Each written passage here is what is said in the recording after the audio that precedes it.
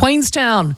Oh my gosh, I love Queenstown, but it has long been a hotbed, not just for tourists, but for property owners wanting to get a slice of the snow-capped vistas in the adventure capital.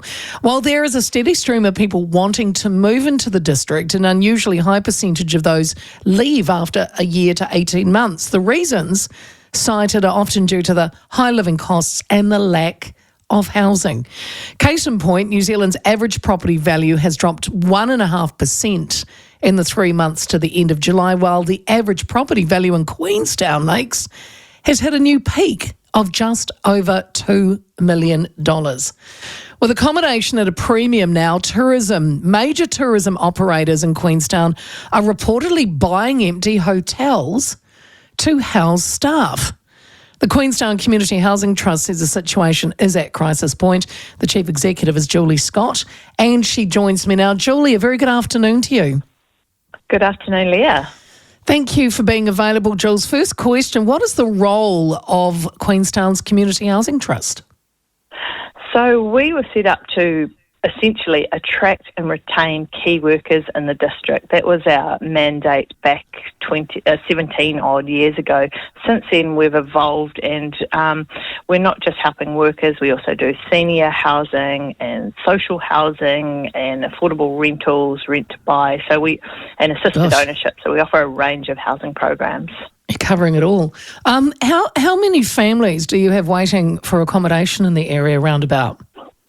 Well, we have a total of 1,300 eligible households on our waiting list, and just over half of those are families with children, and the rest are either singles or couples, but they all are eligible, earning under the income cap, already in the district and working for the most part.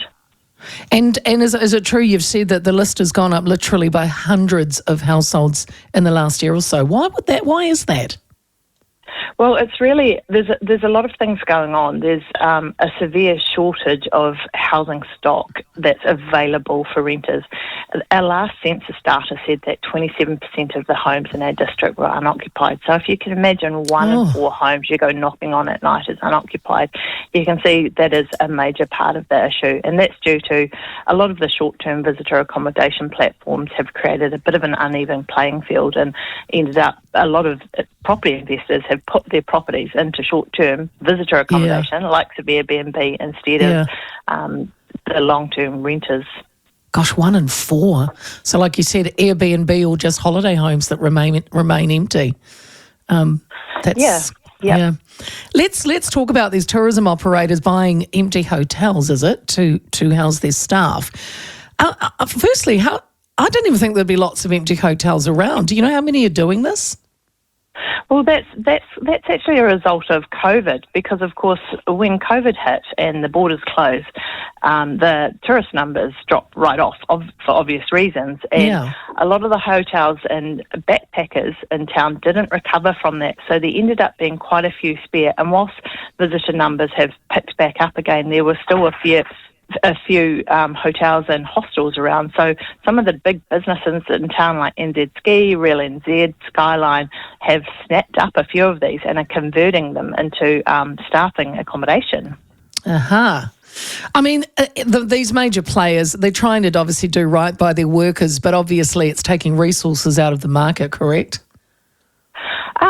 No, we welcome it. We think it's a great idea. Whilst there's still plenty of hotels coming on stream, so we don't see that as such an issue. If they're happy to convert them into long-term rental accommodation for seasonal workers, and that's a great outcome for the community and for those businesses, because then they can attract staff knowing that the staff have got accommodation. Okay. Can we look at general accommodation as a whole in Queenstown, Julie, not just the hotels and backpackers? There are examples I saw that included a 3-bedroom home in Lake Hayes, which is rented out at $1,100 a week. I mean, this speaks to a major issue, does it not? You know, properties that are available are simply unaffordable to the average Kiwi. Yeah. The double A issue, it's affordability and availability are two big things at play here, and that's really, really tough. The average household income on our waiting list is probably around $75,000 before tax. That's for the household, not the individual. So you can imagine when you're trying to pay rents of $1,100 a week, the numbers just don't stack up. So people end up having to bring in boarders, and that's not an ideal situation if you're a family with young kids, or take on extra jobs. There's a lot of overcrowding that goes on as a result of this. You have acknowledged that there is no one silver bullet to tackle the situation, but there are several levers that can be pulled to alleviate it. What do you think they are?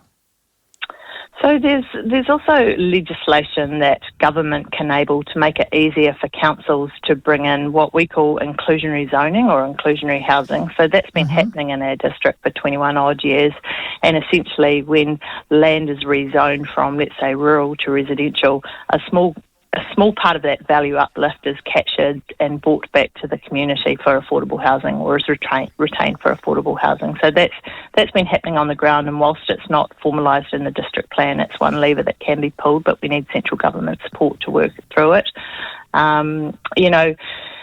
And again, government legislation to enable a more level playing field between the likes of Airbnb and the hotel accommodation, the hotel market, and also just long-term renters. Everything needs to be on a level playing field, so it's not so attractive for property investors to put their properties into Airbnb. Instead, they might look at a family and go, you know what, that's a guaranteed income.